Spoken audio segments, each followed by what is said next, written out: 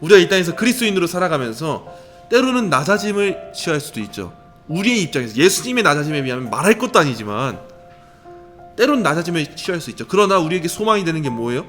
예수님이 높아지심 같이 우리가 높아지죠. 이게 우리의 소망이죠. 그래서 우리의 신앙이 뭘 바라냐? 마라나타를 바라죠. 마라나타, 아멘 주 예수여 오시옵소서. 내가 그날을 바랍니다. 내가 최후의 영광을 바랍니다. 그게 내 소망입니다를 외치는 게 우리의 신앙이다 라는 거예요.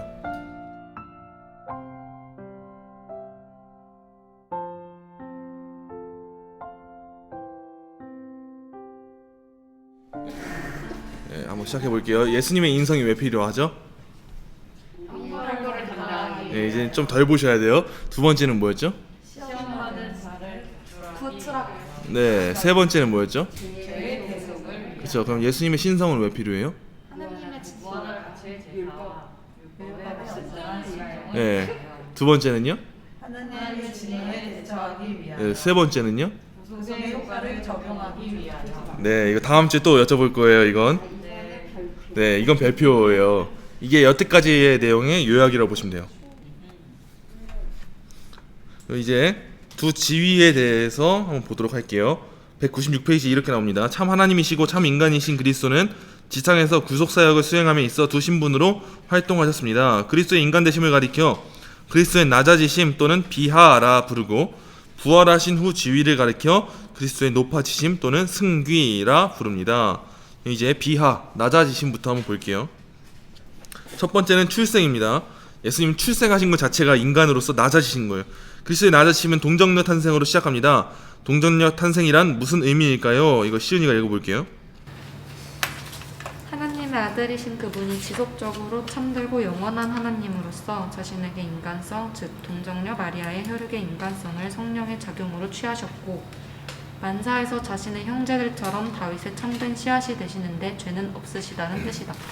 그래서 예수님의 동정녀 탄생은 뭐냐면, 분명 인간으로 나셨는데 분명 인간이신데 분명 하나님이시다 라는 걸 보여주는 게 가장 먼저가 동정녀 탄생이에요. 이 출생 자체가 예수님한테는 굉장히 낮아지신 거죠. 왜냐? 하나님이신데 우리 인간의 몸을 입고 오셨다는 것 자체가 굉장한 고통이고 수치고 굉장한 낮아짐이죠. 그래서 우리의 중보자 하나님은 하나님인 동시에 인간이십니다. 그렇지만 인간이라고 해서 단순히 인간의 출생과 같다고 착각해서는 안 됩니다. 태아가 모친의 DNA를 가지듯이 예수님도 그대로 잉태되고 성장하고 태어나셨습니다. 하지만 결코 그녀가 지닌 죄성을 지니지 않았습니다. 인간의 출생과는 다르니까요. 개혁신앙인은 이것을 분명하게 고백합니다. 사도신경에서도 동정녀 탄생을 고백하는 이유는 그리스도의 인성이 죄 없음을 밝히려는 데 있습니다. 그리고 두 번째는 예수님이 순종하신 거, 이것 또한 예수님의 낮아지심의 모습이에요. 이거 하은자매가 한번 읽어주세요. 인간으로 오신 그리스도는 전 생애를 통해 인간이 준수해야 할 율법을 모두 실행하셨습니다. 연약한 인간이 감당할 수 없는 수고였지만 그분은 행하셨습니다. 하나님이신 그리스도는 세례 요한으로부터 세례를 받으시고 성령에 이끌려 사탄의 시험도 받았습니다. 육체적 피곤으로 인해 머리 둘 곳도 없다고 하시며 힘들어하셨고 배 뒤편에서 주무실 정도로 피곤했습니다. 신성을 나타내지 않은 채로 순전한 인간성으로 감당하셨습니다. 바로 우리를 위함이었습니다. 네, 여기까지 한번 해볼게요. 그럼 예수님이 모든 율법에 순종하셨는데 누가 해야 될 율법이었어요 원래? 인간. 근데 예수님, 하나님께서 이걸 순종하셨다는 것 자체가 굉장히 높아지신 거예요? 낮아지신 거예요? 낮아지신 거다라는 거. 다음 문단이에요. 인간이 되신 하나님의 지상적 삶에서 당한 고난을 이렇게 고백할 수 있습니다. 유다에게 배반을 당하고 제자로부터 버림을 당하고 세상으로부터 경멸과 거절을 당하고 빌라도의 정죄를 받고 그리고 핍박자들로부터 고문을 당하신 후 사망의 공포와 어두움의 세력들과 투쟁하셨다. 이게 하나님께서 하실 일이냐고요? 아니죠. 근데 하셨다라는 거예요. 이만큼 낮아진 게 어디 있어요? 그래서 우린 그리스도의 의가 우리에게 전가되었다고 고백합니다. 왜요? 예수님이 다 순종하셨으니까, 우리 대신에. 그래서 그 생명이 우리한테 주어진 거죠. 우리의 죄는 예수님께로, 예수님의 의는 우리에게로. 그리스도께서 나를 위해 성취하신 모든 순종을 내가 성취한 것처럼 또 내가 결코 모든 죄를 범하지 않은 것처럼 여기신다는 뜻이 바로 이 전가교리에 나타나는 거예요. 그분의 순종이 나의 순종이 되는 전가교리는 개혁신앙의 큰 원리입니다.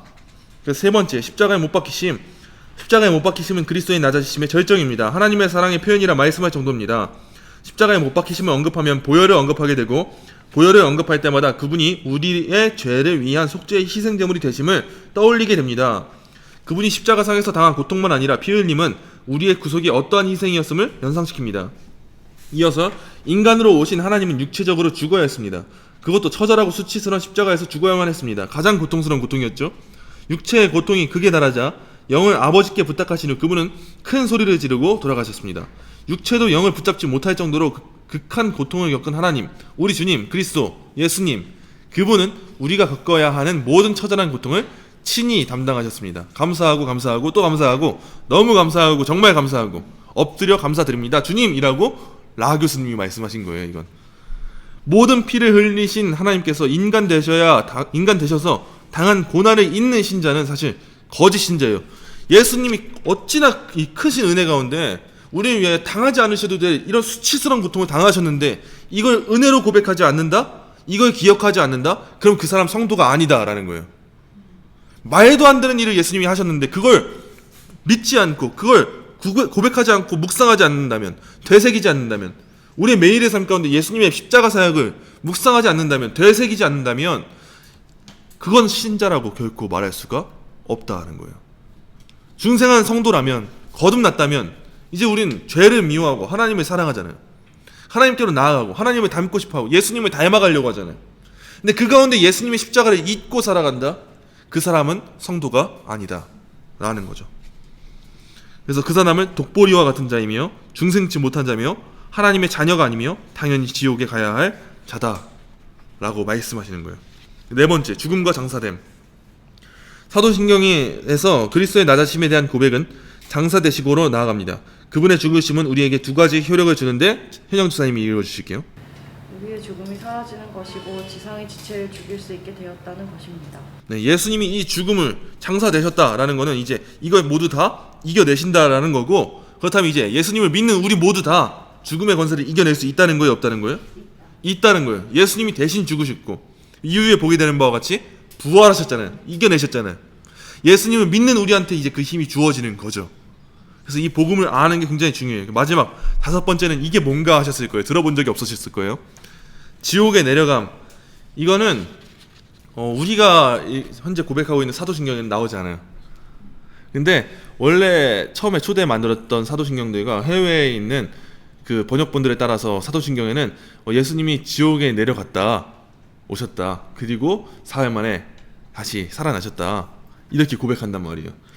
근데 이게 원래는 있어야 하는 말이었는데 처음에 한국에 기독교가 정착했을 때 그때 감리교와의 여러 신학적인 문제들도 있었고 그 가운데 어쨌든 사도신경을 정립해야 되는 그런 시간들이 있어서 이 본문이 예수님이 지옥에 내려가셨다, 음부에 내려가셨다, 이 말이 빠지게 된 거예요.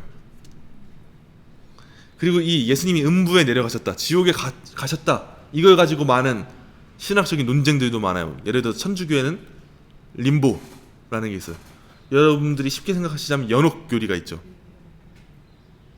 살아생전에 복음을 듣지 못했는데 하나님을 믿지는 않는 사람들, 그 사람들을 향해서 예수님이 내려가셨고 그분들에게 복음을 전했다, 이런 교리가 그들한테 있단 말이에요. 근데 이 해석은 옳은 해석이 아니에요. 그래서 천주교에서나 여러 이방 종교들에서 뭐 해요? 여전히 조상들을 위해서 기도해요. 제사하고 기도해요. 근데 우리는 그렇지 않아요. 이 내용이, 본문이 분명히 사도신경이 있어야 함을 많은 개혁신학의 교수님들이 주장해요. 왜냐하면 이 안에 담겨진 참뜻이 있으니까요. 이 참뜻이 뭐냐면 밑에 나오는데 이건 제가 따로 삽입했어요. 칼빈은 그리스도의 지옥 강화 교리가 주께서 영혼의 고통을 당하심으로 우리가 악마의 권세와 사망의 두려움 그리고 지옥의 고통을 이기게 되었음을 가르치기 때문에 유익하다고 보았습니다. 또한 칼빈은 지옥 강화 교리가 주께서 사망으로 인한 영혼의 고통을 당하셨으나 그 고통에 매이지 않고 사망을 이기셨음을 가르치므로 유익하다고 보았습니다. 본 교리를 통해 우리에게 전가되는 그리스도의 공로는 그분의 육체뿐만 아니라 영혼으로 당한 고통도 포함된다는 사실을 우리에게 확신하게 된다고 결론을 지었습니다. 이러한 칼빈의 입장은 개혁주의 신학자들, 특히 헤르만 바빙크에 의해서 충분히 계승되었습니다. 그래서 예수님이 지옥에 내려갔다라는 이 사도신경에 나오는 이 본문은 뭐냐면 실제적으로 지옥에 내려갔다 오셨다, 이런 말이 아니라 예수님께서 그 정도의 극한의 고통을 다 당하시고 실제로 죽으셨다. 이거를 고백하는 구절이다 라는 거예요. 본문으로는 당연하게 그냥 지옥에 내려갔다라는 게 번역적으로 우리한테 굉장히 이상하게 여겨질 수가 있는데, 이 안에 담긴 사도신경의 기록의 목적은 예수님께서 인간의 몸을 입고 오사 인간이 경험할 수 있는 최고 극한의 모든 고통을 다 당하셨다. 실제로 다 그거 겪으셨다. 이거를 고백하는 문장이 지옥에 내려가셨다 라는 문장으로 삽입되었다라는 것이죠. 그래서 오늘날의 사도신경에 대한 논쟁은 여전히 지속되고 있어요. 초기에 그게 정착되지 않았지만 그럼에도 우리 이거 다시 살려내야 되지 않겠냐. 이걸 고백할 때 우리한테 예수님이 얼마나 큰 고통을 우리를 위해서 짊어지신 건지 바르게 고백할 수 있지 않겠냐 라는 이 사도신경에 대한 이 부분에 대한 고백은 여전히 이루어지고 있다 라는 정도는 아시면 좋습니다.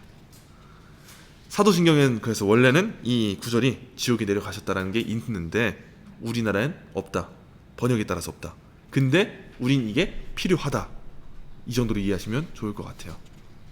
그래서 예수님이 인간의 몸을 입고 출생하시고 순종하시고 십자가에 못 박히시고 죽으시고 장사되시고 지옥에 내려가셨다. 모든 고통 다 당하셨다. 이게 예수님의 낮아지심, 한자로는 비하라고 말하는 교리예요. 그래서 이어서 예수님의 높아지심이에요. 예수님의 높아지심 처음 뭐예요? 부활. 그래서 우리한테 다음과 같은 혜택을 줍니다. 첫 번째부터 세 번째까지 이건 대현 집사님께서 한번 읽어주시겠습니다. 죽음의 정복을 의미하고 우리를 의해 참여자로 만들고 우리에게 새 생명을 받도록 하고 그리스도의 부활은 첫 열매로서 장차 우리의 부활을 확증합니다. 네, 이거 쉽죠. 예수님이 사셨으니까 이제 누가 살게 될까요? 그쵸. 이제 우리가 부활하게 될 거예요. 두 번째 승천이에요. 예수님 40일 동안 제자들에게 자신의 부활을 여러 차례 보여주셨죠. 누구한테 보여주셨냐? 그럼 이렇게 나오죠. 막달라 마리아, 다른 여인들, 베드로, 엠마오로 향하는 두 제자, 10명의 제자들, 의심 많은 도마, 디베라 바다에 있는 7명의 제자들, 500여 명의 형제들, 야고보, 11명의 제자들입니다. 실제로 보여주셨다라는 건 이 사건이 실제적인 역사적인 사건이다 라는 게 나타나는 거죠. 그래서 그리스도께서 이러한 부활을 증명해 보이신 것은 연약한 믿음을 가진 자들을 위함이었습니다. 또 앞으로 복음 선포의 사명을 주시기 위함이었습니다. 그리고 세 번째요, 우편에 앉으심. 사도신경에 의하면 승천하신 그리스도는 하나님 우편에 앉아 계십니다. 이것은 그리스도의 중재사역을 의미합니다. 중재사역이 뭘까요? 변호사. 네, 맞아요. 우리는 이 구원의 사역을 하나의 재판의 장면처럼 보는 거예요. 하나님께서 판사로 앉아 계시고 이제 검사로서 사탄이 와 있어요. 사탄이 이제 우리의 죄를 낱낱이 밝혀내기 위해서 우리를 자리에 세워요. 사탄이 하나님께 말하는 거예요. 하나님, 얘 노승주, 이 자식 이거 완전 죄인입니다. 얘가 이런 죄를 지었고 이런 죄를 지었고 이렇게 살았습니다. 하나님, 얘 지옥 가야 됩니다. 이런 역사적인 결정적인 순간에 갑자기 누가 나타나요? 변호사가 나타나요. 그래서 잠시만요 하고 문 열고 딱 나와요. 그게 누구냐면 예수 그리스도. 하나님, 근데 얘 죄인 맞아요. 얘 죄인 맞는데 얘 지옥 안 가도 돼요. 왜냐면 얘의 죄값을 제가 다 치러줬습니다. 그러므로 노승주 이 사람은, 이 친구는 지옥 가지 않아도 되며 영원한 형벌을 맞이하지 않아도 되며 하나님 앞에 나아갈 자격이 있습니다. 이래서 하나님께서 말씀해 주시는 거죠. 그래, 맞다. 내가 이 노승주를 비록 죄인이지만 의인으로 칭하겠다. 너가 내 나라에 함께 거하겠다. 이렇게 말씀해 주시는 거죠. 이 일을 계속하고 계신다는 거예요. 단번이 아니라 사탄은 계속 하나님 앞에 우리를 항소할 거예요. 계속. 근데 예수님은 계속 하나님 앞에, 하나님, 이 누구누구는 제 피값으로 샀습니다. 죄인이 아닙니다. 이 사역을 지금도 하고 계신다라는 거예요. 그래서 우리가 여전히 하나님께로 나아갈 길을 열어주시고 여전히 하나님과 화목하게 하시는 분, 그분이 누구시냐? 예수 그리스도다라는 거예요. 그게 중재 사역이에요. 이어서 볼게요. 앉으셨다는 의미는 하늘과 땅의 피조물이 그분의 위엄을 우러러보게 하기 위함이고 그분의 통치를 받게 하고 권능에 복종케 하기 위함입니다. 그분은 우리를 위한 영원한 중보 사역을 행합니다. 예수님의 승천이 하늘나라로 들어가는 길을 여셨다. 그 예수님께서 성부 하나님과 함께 하시니까 이제 우리를 영원히 중보하고 변호하고 계신다. 그리고 예수님의 권능으로 인해서 이제 우리를 영적인 삶으로 이끌 것이고 성령으로 우리를 거룩하실 것이고 이제 다양한 은사들로서 우리가 쓰임 받게 하실 것이고 보호하시고 이제 모든 것에서 이제 이겨 싸우게 하시고 최종적으로 하늘에 있는 모든 권능을 붙들고 계시고 여전히 일하고 계신다. 이게 예수님의 일하심이다라는 거예요. 예수님의 높아지심이에요. 하나님의 우편에 앉으사 이렇게 예수님은 높아지심의 자리까지 이르신다라는 거예요. 그래서 이를 통해서 우리가 아주 조금은 맛볼 수가 있죠. 우리가 이 땅에서 그리스도인으로 살아가면서 때로는 낮아짐을 취할 수도 있죠. 우리의 입장에서 예수님의 낮아짐에 비하면 말할 것도 아니지만 때로는 낮아짐을 취할 수 있죠. 그러나 우리에게 소망이 되는 게 뭐예요? 예수님이 높아지심 같이 우리가 높아지죠. 이게 우리의 소망이죠. 그래서 우리의 신앙이 뭘 바라냐? 마라나타를 바라죠. 마라나타, 아멘 주 예수여 오시옵소서. 내가 그날을 바랍니다. 내가 최후의 영광을 바랍니다. 그게 내 소망입니다를 외치는 게 우리의 신앙이다라는 거예요. 이제 다 왔어요. 마지막 예수님의 삼중직이에요. 예수님의 그리스도 되심. 216페이지부터 217페이지 이렇게 나와 있어요. 그분을 그리스도라 부르는 이유는 우리를 구속하시기 위해 세 가지 직무를 수행했기 때문입니다. 이것을 우리는 그리스도의 삼중직이라 부릅니다. 삼중직에는 선지자직, 제사장직 및 왕직이 있습니다. 여기서 선지자부터 한번 볼게요. 선지자라고 말할 때 미리 알고 예언하는 자라고 섣불리 판단 내려서는 안 됩니다. 이들은 성경을 기록하기도 하고 예언하기도 했습니다. 더 중요한 것은 선지자는 율법의 단순한 해석자라는 점입니다. 그들에게는 율법에 무엇을 더하거나 빼는 것이 금지되어 있었고 율법을 제외하면 그들이 전한 모든 것은 순전히 율법 강해였습니다. 하나님의 자녀 즉 이스라엘 백성에게 구원을 위한 충분하고 유용한 교리가 부족하지 않도록 하셨고 신자들이 메시아의 도래로 인해 완전한 빛을 기대하도록 확신시키셨습니다. 그리스도의 선지자직이 의미하는 바는 복음 선포 사역에 그치지 않았습니다. 그분이 선지자직을 수행하셨기에 지금도 교회 지도자들이 이 사역을 지속할 수 있습니다. 더 구체적으로 말하면 복음 선포를 통해 그리스도는 하나님의 모든 뜻을 모든 세대에 성령과 말씀에 의해 다양한 집행의 방법으로 교회 자신을 계시하셨다라는 거예요. 예수님의 선지자직이 뭐냐라고 했을 때 하나님의 뜻을 우리에게 알게끔 하시는 거, 그걸 깨닫게 하시는 거, 그걸 선포하시는 거, 이게 예수님의 선지자직이다라는 거예요. 그래서 이 땅에 오셔서 예수님이 뭐 하셨어요? 회개하라, 하나님의 나라가 가까이 왔다. 너희 인간의 존재가 뭔지 아냐? 하나님의 뜻이 뭔지 아냐? 너희는 회개해야 된다. 하나님의 나라가 온다. 이거에 대해서 선포하신 거죠. 이러한 예수님의 선지자직이 예수님의 일하심 중에 하나예요. 두 번째는 왕이에요. 예수님께서는 이 세상의 왕들처럼 정치적인 왕직을 수행하신 것이 아닙니다. 그리스도의 왕직은 영적입니다. 그 효력과 혜택 역시 영적입니다. 예수님의 왕되심은 하늘나라의 왕직입니다. 하늘나라에 대한 선포로 공적 사역을 시작하신 사실이나 빌라도 앞에서 선포하셨던 내용을 보면 예수님의 왕직이 어떤 성격인지 분명히 알 수 있습니다. 그리스도의 왕직은 영원하고 완전합니다. 왕의 역할은 자신의 백성을 보호하고 변호하는 것입니다. 한마디로 사랑하는 것입니다. 하나님은 당신의 백성, 즉 선택된 자를 보호하고 변호함에 있어 영원하고 완전합니다. 지치거나 피곤한 제한적 왕이 아니라 영원하고 불변한 왕입니다. 더욱이 예수 그리스도는 우리의 왕으로서 우리를 변호하고 보호할 뿐 아니라 적들에 관해서 심판하고 복수하십니다. 이제 우리의 인생이 예수님께 붙들림 바 됐다면 예수님께서 우리의 모든 인생을 대신해서 변호해 주시고 대신해서 하나님 앞에서 중재해 주시고 대신해서 우리를 보호하시고 다스리시면서 우리를 세상 권세에게는 이길 힘을 주시죠. 맞서 싸우게 하시죠. 왜냐하면 예수님이 승리하셨으니까 그 승리가 우리에게 주어진 거죠. 이제 예수님이 우리의 왕이십니다. 우리가 고백한다면 내가 예수님의 보호 안에 있습니다. 내가 예수님의 품 안에 있습니다.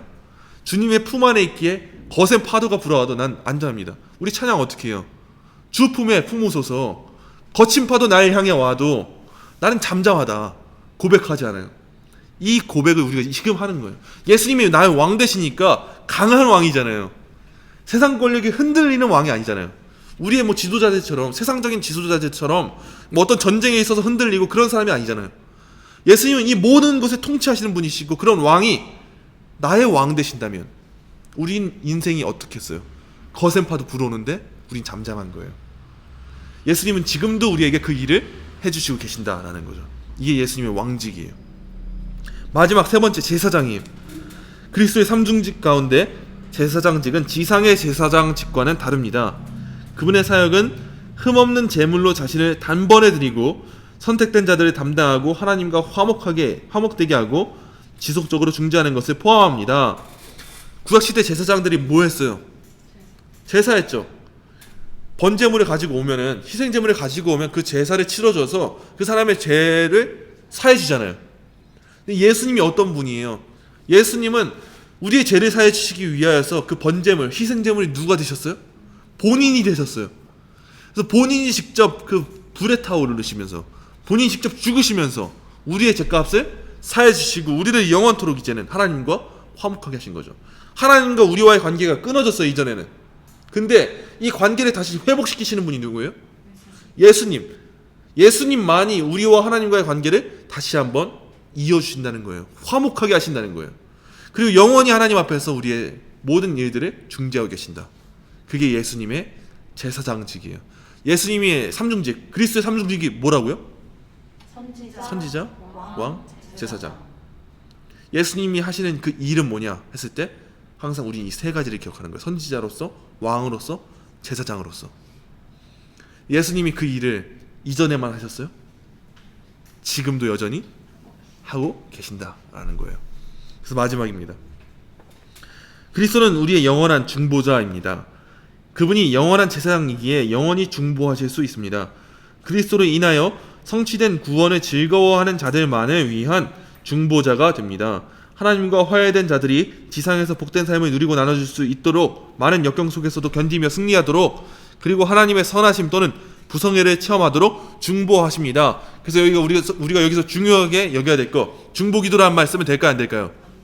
중보자는 누구뿐이에요? 근데 내가 너를 위해 중보할게, 이 말 맞는 거예요, 틀린 거예요?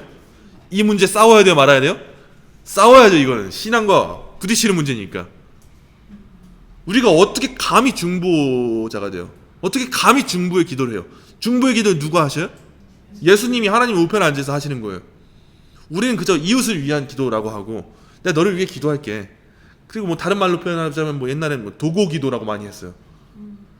근데 중보 기도란 말이 오늘날 너무 흔하게 사용되잖아요. 이거에 대해서 우리가 용어에 대해서 바르게 알고 중보 기도란 말을 적어도 우리는 사용하지 않도록 조심해야 된다. 왜냐하면 중보는 누가 하시는 일이에요? 다른 사람이 할 수 있어요? 없죠. 예수님만이 하실 수 있는 일이다라는 거예요. 아까 그런데 설명 안 했어요. 그냥 넘어가 버렸는데, 예수님의 신격과 인격, 신성과 인성에 대한 내용이에요. 대표적인 이단들이 아폴리나리스주의라는 이단은 이렇게 설명했어요. 예수님이 인간의 몸은 입으셨는데 인간의 영혼, 이런 것들은 취하지 않으셨다.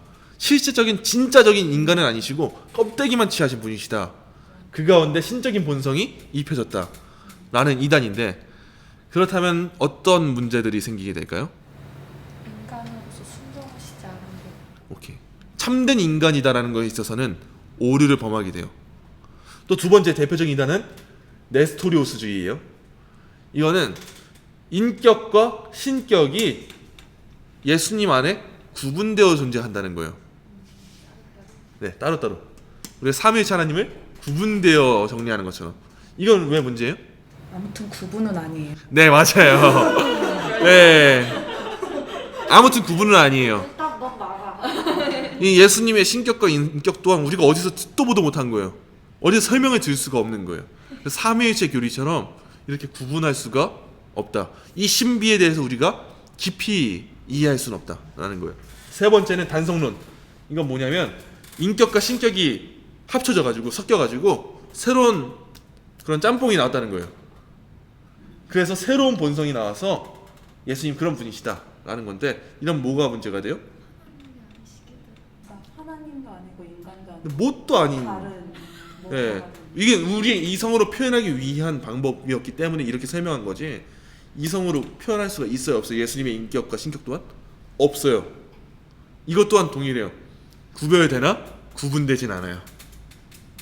그래서 신비로운 교리 중에 하나예요. 이것도 이게 오늘 배운 예수님의 신인 양성입니다. 이게 대표적인 이단들이니까 이단 안 되려면 뭐 하시면 되냐? 그림 안 그리시면 돼요. 네. 그리고 우리는 그냥 고백만 하면 돼요. 예수님 어떤 분이십니까? 하면 예수님은 참 하나님이시고 참 인간이십니다.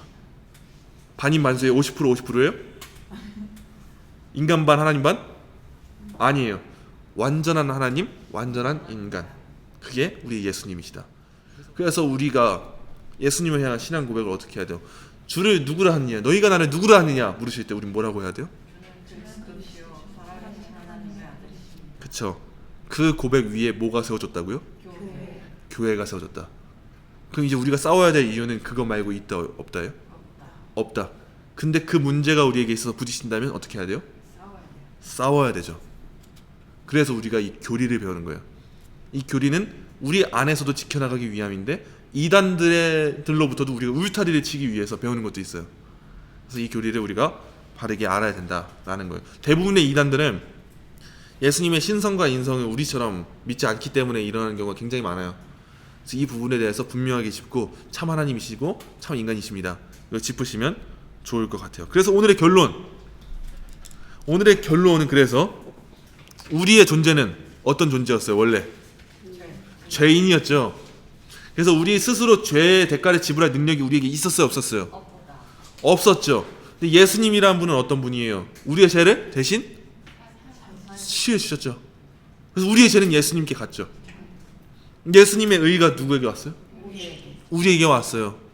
그래서 이제 우리가 이 사실을 믿음으로 알게 됐어요. 이제 예수님을 믿게 됐어요. 그럼 이제 우리 인생의 유일한 목적이 뭐예요? 하나님의 영광. 하나님의 영화롭게 하고 영원토록 즐거워하는 거. 이게 오늘도 동일하게 적용되는 거예요. 예수님이 하나님의 아들이시고 나의 그리스도가 되시니까 하나님의 영광을 위해서 나아가는 거죠. 이게 우리가 오늘 배운 성자 하나님에 대한 교리예요. 자, 공부하면서 시은이 좀 어땠어요? 저에게 먼저 그 자리니까. 처음 보는 내용이 있어요. 아까 그 사도신경.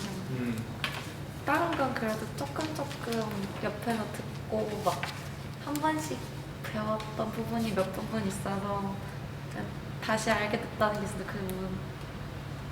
그래서 그냥 읽고 모르겠는 부분은 생각을 안 했어요. 그냥 읽기만 하고 생각을 더 하려고 하니까 이상한 생각이 날까 막 왜 하나님이신데 지옥에 존재할 수 있다는 게 말이 되나? 그래서 상상을 하게 되더라고요. 그래서 그냥 읽고 그냥 생각을 멈췄던 것 같아요. 그렇구나. 끝. 김전희 사님은 좀 어떠셨어요? 저는 그 하나님이 그냥 저희 같은 인간을 위해서 낮아지셔서 이 땅에 오신 거에 그거에 그냥 감사가 있고 그 저는 중보자 막 이렇게 얘기하시잖아요. 그러니까 자꾸 구별이 아니라 구분을 하려고 하는 거예요. 이 땅에 인간으로 오셨으니까 그럼 하나님하고 분리됐네? 뭐 이런 느낌 있잖아요. 그래서 아니지 그건 구분이지 이러면서 자꾸 이제 구별로 자꾸 생각을 하게 되는. 그래서 지금도 뭐 아까도 얘기하셨지만 변호사로 일하신다 그러면 그럼 구분인가? 뭐 이렇게 왜 하나님은 전지전능하신데 다 알고 계신데 왜 예수님께서 우리를 이렇게 중개하시지? 뭐 이런 생각이 또 한편으로는 드는 거예요. 그래서 이 구분을 짓지 말자, 구별하자 이런 마음이 자꾸 들고요. 네, 그냥 우리가 뭔데, 우리가 뭔데 이 땅에 오셔서 그 모든 고통을 받고 그러셨을까? 그런 마음, 감사한 마음, 그런 감사함이 더 많이 큰 것 같아요. 의정부의 칼이 이던시사예요. 의칼 사실 그냥 책 읽을 때는 뭐 이래저래 그냥 들었던 부분 되게 작게나마 알고 있었지만 읽으면서 정말 내용이 너무 많아서 이 시간을 그냥 의지하면서 그냥 읽었어요.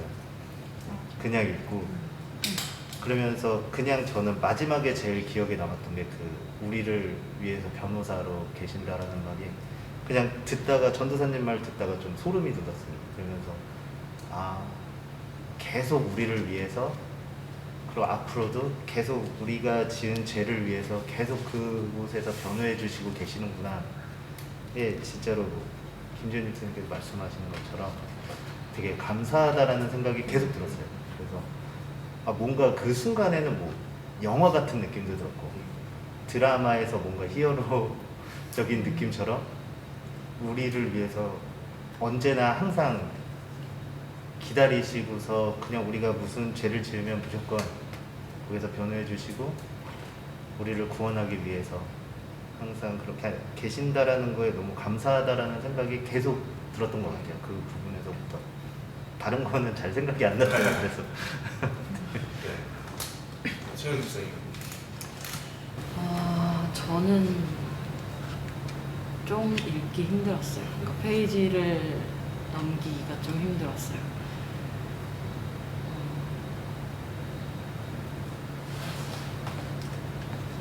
내가 죄인인데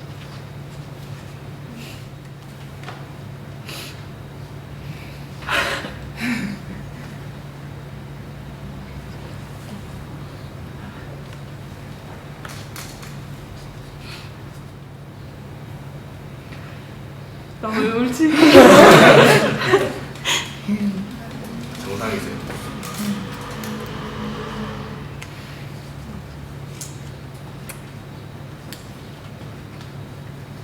이거에 대해서 너무 쉽게 페이지를 넘겼다면 우리가 또 반성해야 될 부분이기도 하죠. 기독론을 배우고 예수님에 대해서 알아가는 우리가 이렇게 큰 감동 없이 감상 없이 넘겼다면 우리가 더 반성해야 될 부분이기도 하죠. 그러면서 잘 공부해 오신 것 같네요. 환자님 같은 경우 그 뭐지? 책을 읽으면은 그러니까 이렇게 깨닫지를 못했던 것 같아요. 그러니까 책을 많이 읽었어도 그냥 읽고 그냥 읽는 거예요. 머리에 뭐 내가 진짜 하나님에 대해서 알아간다 이게 아니라 그냥 읽고 넘어갔는데 저는 지금 저번 주도 그렇고 이번 주도 그렇고 막연하게 내가 죄인인 거를 고백은 하거든요. 근데 진짜 죄인이라고 생각을 안 했었어요. 그러니까 막연하게 예수님이 나의 변호사시지, 나를 중재해 주시고 이렇게 내 죄를 변호해 주시지라고 하지만 막연하게 그래도 나는 그래도 좀 예수님이 덜 변호하시게 선행을 하지 이런 거 있잖아요. 그래도 나는 좀 착하게 살지 했는데 그 죄인이기 때문에 죄를 짓는다라고 생각을 못했어요. 그러니까 내가 죄인이니까 내가 하는 모든 게 죄인데 나는 죄를 좀 덜 져서 좀 덜 죄인이 되는 거라고 생각을 했었어요. 그리고 솔직히 오늘 오기 전까지도 책 읽으면서도 뭐 그냥 막 진짜 감동 막 이게 아니라 그냥 읽는 거, 그냥 읽었던 모습이 내가 진짜 그냥 이거를 스터디했네? 그냥 그런 생각이 들었어요. 그래서 진짜 그래서 이렇게 모여서 다 같이 나누고 배우는 시간이 필요하다는 게 더 느껴졌고 이 시간이 더 감사해요.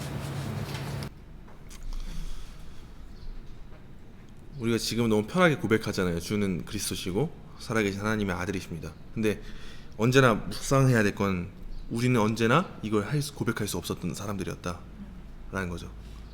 나도 저기 밖에 돌아다니는 사람들처럼 이거 고백할 수 없는 사람이었는데 어느 날 내 입에서 이런 고백이 나오네요. 주님, 나도 정말 저들과 같이 죽음을 향해 나아갈 수밖에 없는 죄인이었는데 하나님은 나한테 이 죄를 깨닫게 하시고 주님이 어떤 분인지 알게 하시네요. 그러고 보니까 나를 위해서 죽으신 예수님이 얼마나 말도 안 되는 고통을 견디시고 얼마나 말도 안 되는 일들을 해내가신 건지 이제야 보게 되네요.